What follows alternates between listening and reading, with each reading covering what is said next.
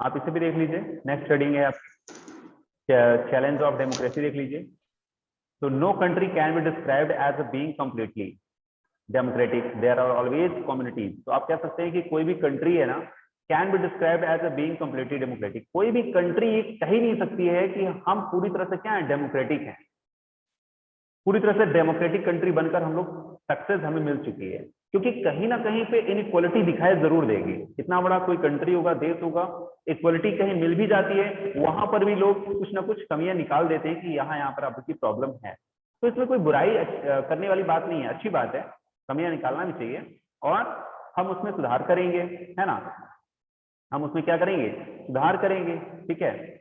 तो आप देख रहे हैं कि no country can be described as a being completely democratic, there are always communities and individuals trying to expand the idea of democracy। और there are always communities, हमेशा communities ऐसी होती हैं और कुछ इंडिविजुअल्स होते हैं trying to expand the idea of democracy। Democracy के आइडिया को क्या कर सकते हैं, हमेशा एक्सपैंड करने की कोशिश करते हैं। कुछ for greater recognition of equality, और इक्वालिटी मिलने के बावजूद भी एक और ज्यादा इक्वालिटी की अपेक्षा करते हैं कि हमें और भी इक्वालिटी मिले, ठीक है। तो इसमें कोई बुराई नहीं है, that is good. On the existing as well as new issue, नए नए मुद्दों पर वो बहस करते हैं, बात करते हैं, जैसे हमारी कंट्री में हो रहा है। बहुत सारी चीजें हमें मिल चुकी हैं, बहुत सारी चीजें हमें मिलना बाकी है, बहुत अच्छी बात है ये, है ना। और आप देख रहे होंगे central to this is the struggle for the recognition of all person as equal. देखिए केंद्र में क्या है, सेंट्रल में क्या है, हमारे कंट्री में इक्वलिटी है, फंडामेंटल राइट्स मिला हुआ है, सब कुछ है, बट इसके बावजूद भी कुछ कमियां हैं जिसको दूर करने का प्रयास लगातार किया जा रहा है। बहुत अच्छी बात है, वो तो होना चाहिए ना, होते रहना चाहिए। लेकिन हम ये कह रहे हैं कि नहीं, हम हमारी कंट्री पूरी तरह से परफेक्ट है, सभी सबको इक्वलिटी मिल गई है, दैट इज रॉन्ग, ये गलत हो जाएगा। क्योंकि कहीं ना कहीं हर कंट्री में कोई ना कोई प्रॉब्लम है और उसको दूर करने की कोशिश हर गवर्नमेंट करने का प्रयास कर रही है, ये बात। क्योंकि सेंट्रल में क्या है, केंद्र में क्या है, केंद्र में वो हम कह रहे हैं कि हमारा वो संघर्ष है, हम उस संघर्ष की बात कर रहे हैं जिसके लिए हम शुरू से लड़ते चले आ रहे हैं कि भाई सभी को इक्वली सबके साथ व्यवहार हो। किसी को ये ना लगे कि नहीं हमारे साथ गवर्नमेंट अच्छा नहीं कर रही है, दूसरी कम्युनिटी के साथ में गवर्नमेंट अच्छा कर रही है, हमारी कम्युनिटी के साथ गवर्नमेंट अच्छा नहीं कर रही है, किसी को ये नहीं लगना चाहिए।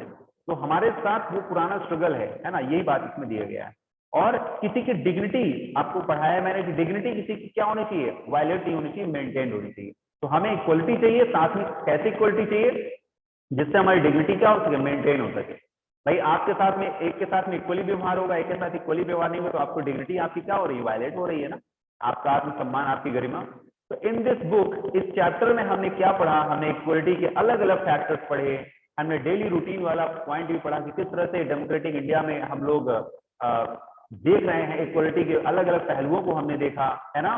और हमने ओम प्रकाश वाल्मीकि और मिस्टर अंसारी के बारे में पढ़ा, और फिर आगे हमने इंडियन कॉन्स्टिट्यूशन के बारे में पढ़ा कि इंडियन कॉन्स्टिट्यूशन आज की डेट में आप देख रहे हैं कितना तेजी से प्रभावी हो चुका है। बहुत हद तक हम लोग इनइक्वालिटी दूर कर चुके हैं, आपका देश इक्वालिटी की राह में बहुत तेजी से आगे बढ़ रहा है ना। As you read in this chapter, think about whether the equality of all person, है ना। हम लोग इक्वलिटी के बारे में, सभी लोगों की इक्वलिटी के बारे में सोचते हैं, their being able to maintain their dignity afield, है ना। और डिग्निटी के बारे में मैंने आपको ऑलरेडी बता दिया है। तो ये केवल एक लास्ट का पैराग्राफ था।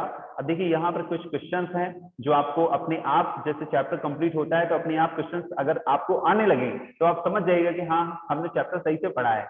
अगर क्वेश्चंस के आंसर आपको नहीं आ रहे हैं, इसका मतलब ये है कि आपने सही से आंसर चैप्टर नहीं पढ़े।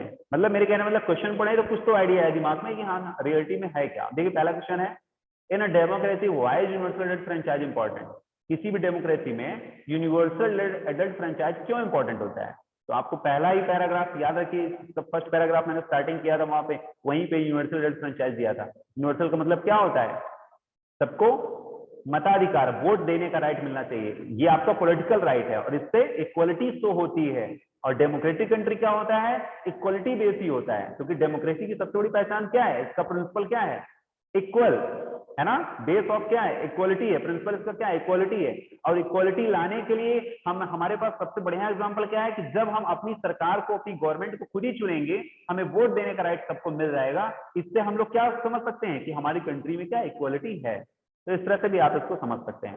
18 ईयर्स का आपने एग्जांपल भी पढ़ा था कि जितने भी लोग 18 ईयर्स के हैं, 18 ईयर्स एबव हैं, वो सभी वोट देने जाते हैं डेमोक्रेटिक कंट्री में। इससे पता चलता है कि हमारे कंट्री क्या है, इक्वल है।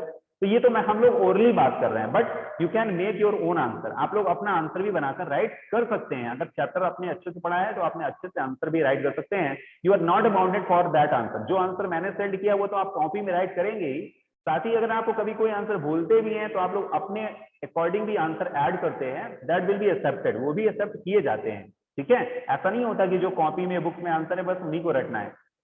हमें थ्योरी मालूम होना चाहिए, रियलिटी में पॉइंट क्या है। और इसीलिए मैं चैप्टर को बिल्कुल स्लो धीरे धीरे, है ना, और सभी को साथ में लेकर चल रहा हूं। मुझे ऐसा नहीं करना है कि चैप्टर 2 दिन 3 दिन में फिनिश कर देना है। चैप्टर ऐसा पढ़ाना है कि सभी को समझ में आए। ठीक है ना, सभी को। मुझे पता है कि क्लास में सारे हर बच्चों का लेवल बहुत स्लो है। अगर सिविक्स को मैं बिल्कुल हाई लेवल पे पढ़ाऊंगा तो किसी को समझ में नहीं आएगा, इसलिए थोड़ा सा लेवल लो करके ही मैं पढ़ाता हूँ। ठीक है, अब देखिए नेक्स्ट क्वेश्चन है, read the box on article 15। Article 15 just अभी मैंने पढ़ाया। State two ways in which article addresses inequality. तो ये आप लोग समझ सकते हैं, है ना, कि दो तरीके ऐसे बताइए जो इनइक्वालिटी को दर्शाते हो। तो चैप्टर में बहुत सारे चीजें हैं जो इनइक्वालिटी को दर्शाते हैं, आप वहां से एग्जाम्पल लेके दे सकते हैं।